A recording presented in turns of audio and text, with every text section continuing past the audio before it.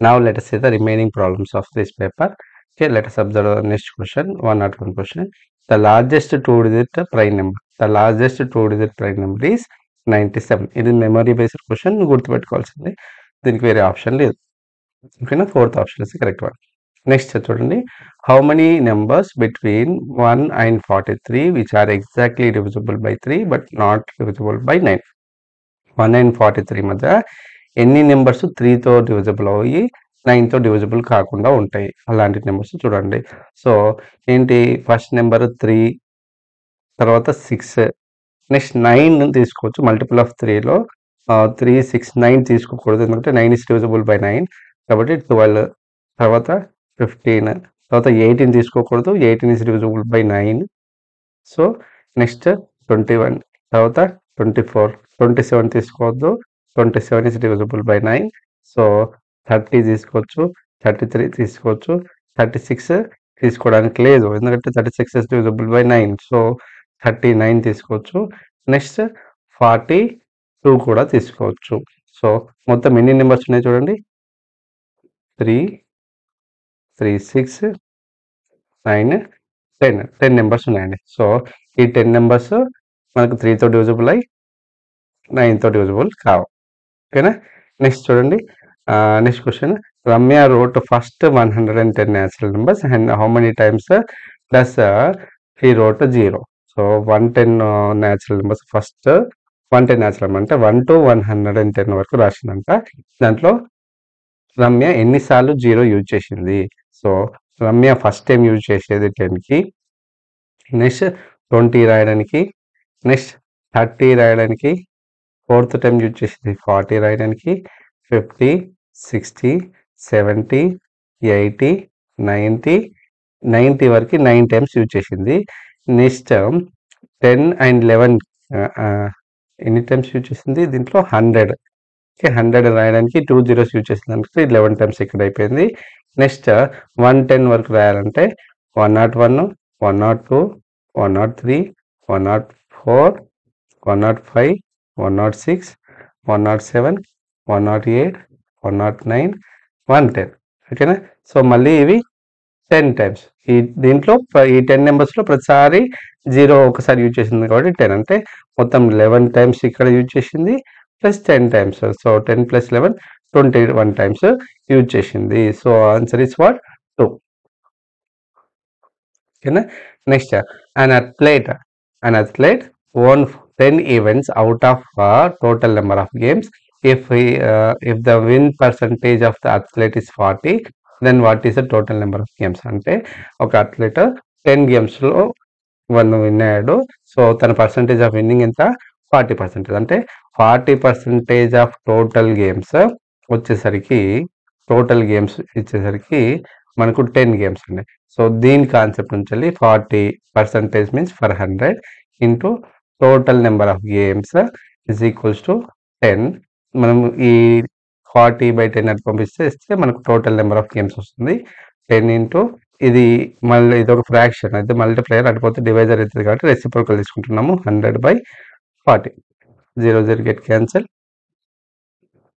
2 2 the 2 5 the 2 2 the 2 5 the.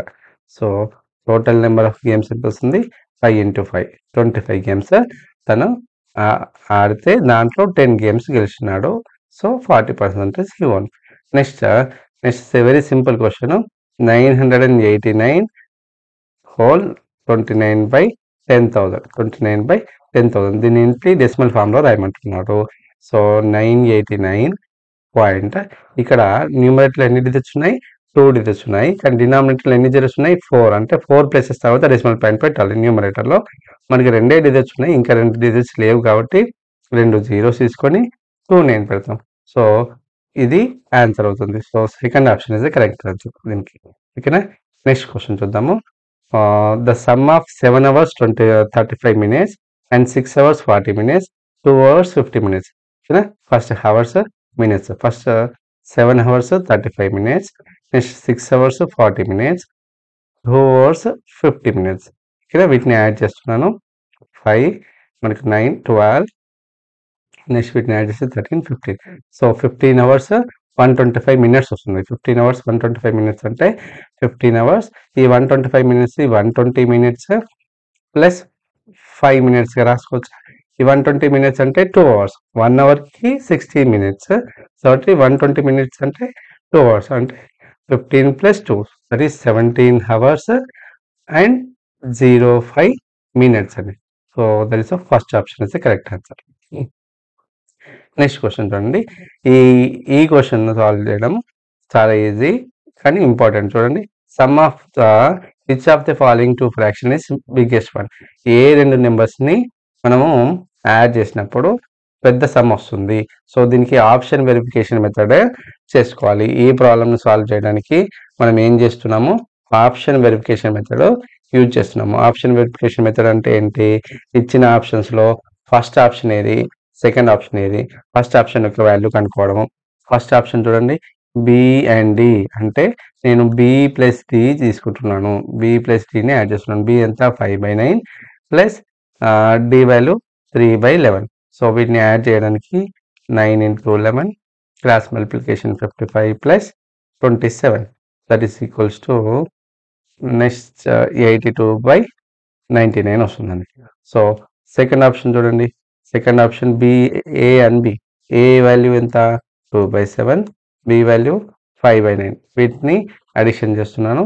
So 7 into 9 cross multiplication 18 plus 35. So మనకి ఎంత వస్తుంది, 53/63 వస్తుంది. 53/63 వస్తుంది. ఓకే, నెక్స్ట్ క్వశ్చన్ చూడండి, B and C. B and C value చూడండి, బి ఎంత 5/9, సి ఎంత 1/5. వీటిని యాడ్ చేయడానికి 9 into 5 క్రాస్ మల్టిప్లై 25 ప్లస్ 9 మనకి 34/45 వస్తుంది. 34/45 వస్తుంది.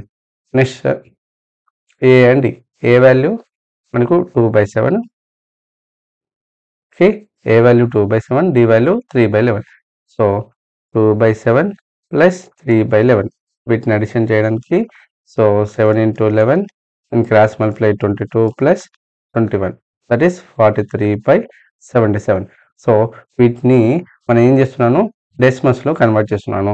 ఫస్ట్ సమ్ని డెసిమల్లో కన్వర్ట్ చేస్తే 0.83 అని, సెకండ్ సమ్ని మనం డెసిమల్లో కన్వర్ట్ చేస్తే 0.84 అని, థర్డ్ సమ్ని డెసిమల్లో కన్వర్ట్ చేస్తే 0.76 అండ్ నెక్స్ట్ సమ్ని కన్వర్ట్ చేస్తే 0.56 వస్తుంది. దీంట్లో ఏది పెద్దది 0.84, అది ఏ ప్లస్ బి వాల్యూ పెద్దది. అట్లా మనకు సెకండ్ ఆప్షన్ ఇస్తే correct answer.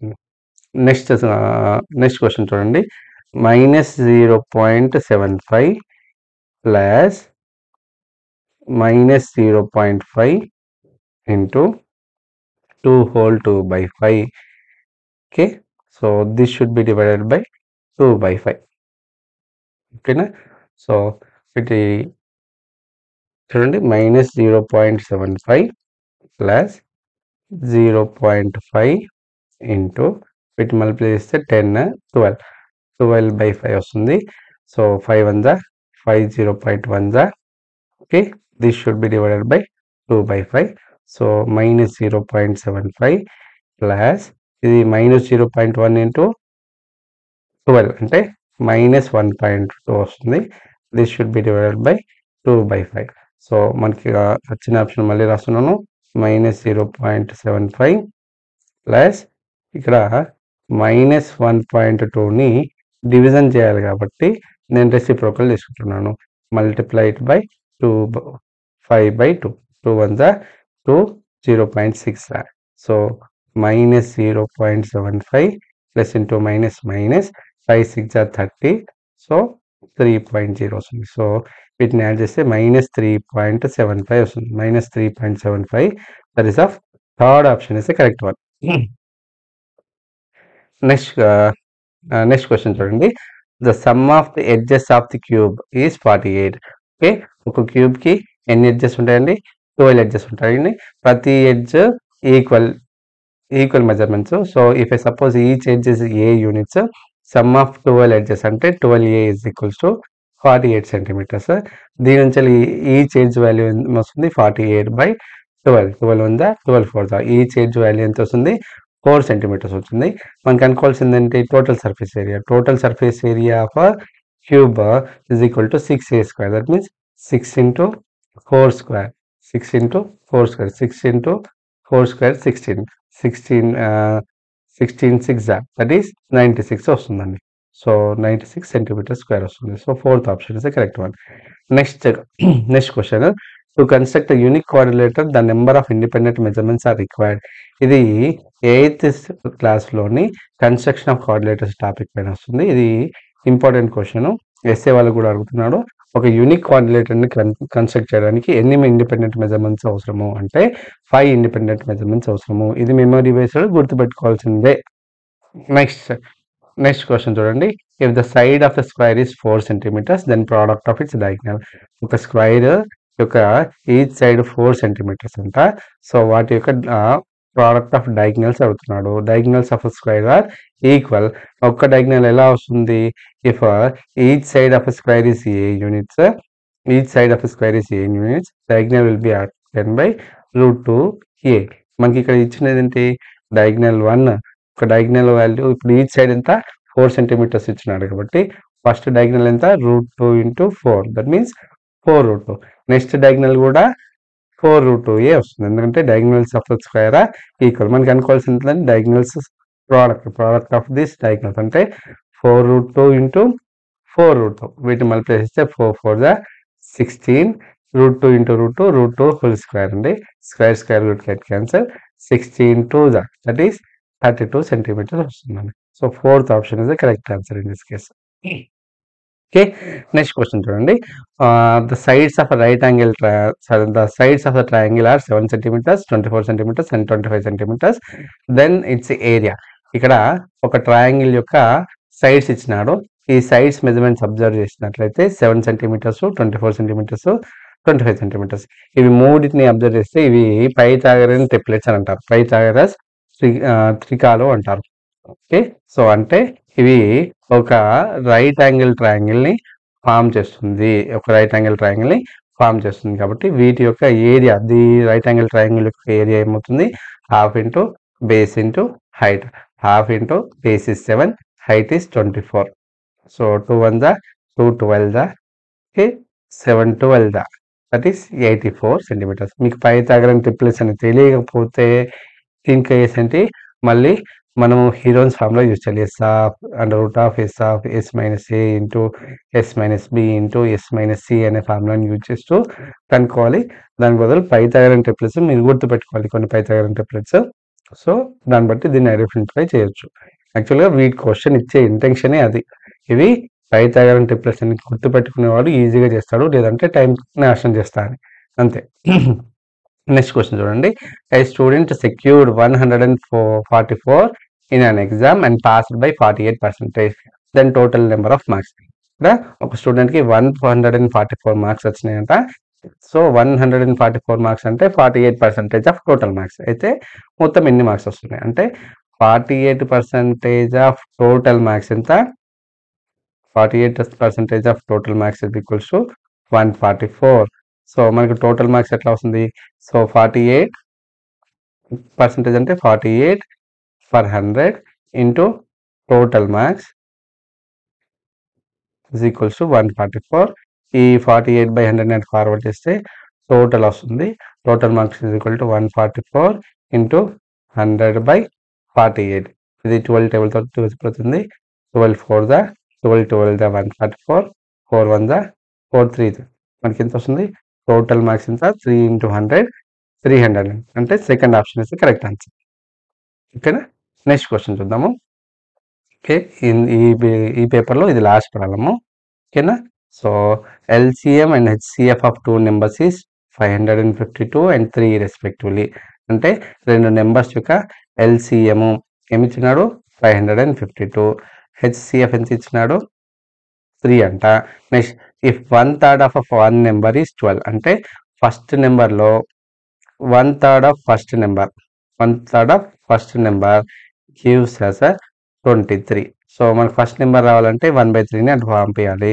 First number is equals to 23 into 3/1. ఇది ఫ్రాక్షన్. అటు పోతే మల్టిప్లేయర్ కాబట్టి అటు పోతే రెసిప్రోకల్ అవుతుంది. సో మనకు 69 వస్తుంది. ఫస్ట్ నెంబర్ నుంచి 69 వస్తుంది. సో దీనికి సాల్వ్ చేయడానికి ఇంపార్టెంట్ కాన్సెప్ట్ ఏంటి అంటే product of 2 numbers. That means first number and second number. That gives you product of those LCM and HCF. So ఇక్కడ మనకు ఫస్ట్ నెంబర్ తెలుసు 69, సెకండ్ నెంబర్ తెలియదు, అలాగే రాసేసుకొని హెచ్సిఎఫ్ మనకు 3 and LCM is 552. So second number రావాలంటే ఈ 69 అనేది multiplier అయిపోతే డివైజర్ అవుతుంది. 3 into 552/69. 69 1 69 8 జా. సో సెకండ్ నెంబర్ ఏమవుతుంది 8 3 24 అవుతుందండి. So third option is the correct one. Likewise, we can solve the problems of this paper very easily.